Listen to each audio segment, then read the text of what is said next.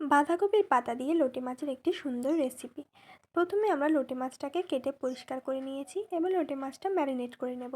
তার জন্য প্রথমে দিয়ে দিচ্ছি পরিমাণ মতো লবণ, হলুদ গুঁড়ো, লঙ্কার গুঁড়ো, জিরে গুঁড়ো, ধনে গুঁড়ো, কাশ্মীরি লঙ্কার গুঁড়ো, পেঁয়াজ বাটা, রসুন বাটা, আদা বাটা, সর্ষে বাটা, কাঁচা লঙ্কা বাটা, ধনিয়া পাতা কুচি, পেঁয়াজ কুচি দিয়ে আমরা মাছটা ভালোভাবে মাখিয়ে নেব।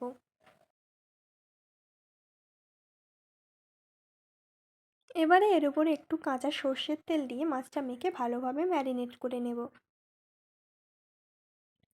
এটা করার জন্য আমরা বাঁধাকপির পাতা নিয়ে হালকা করে সিদ্ধ করে নিয়েছিলাম।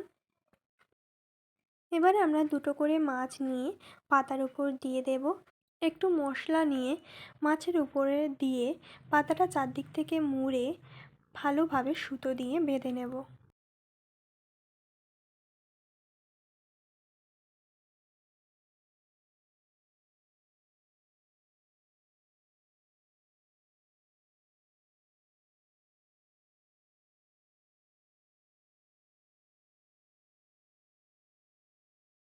দেখুন আমার এটা বাঁধা হয়ে গেছে।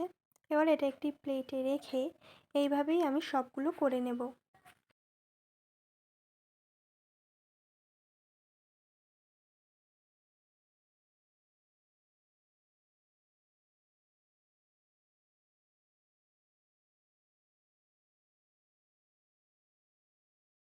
সবগুলো হয়ে গেছে। এবার এগুলো ভাজার জন্য কড়াইতে দিয়ে দিচ্ছি তেল। তেলটা গরম হয়ে গেছে। এবার তেলের উপর এগুলো সব একে একে দিয়ে কিছুক্ষণের জন্য ঢাকা দিয়ে রাখবো।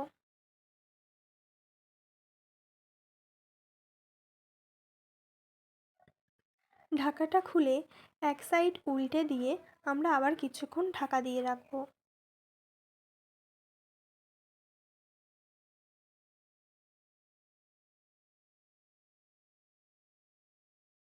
এটা রেডি হয়ে গেছে। এবার এটা একটি পাত্রে তুলে নেব।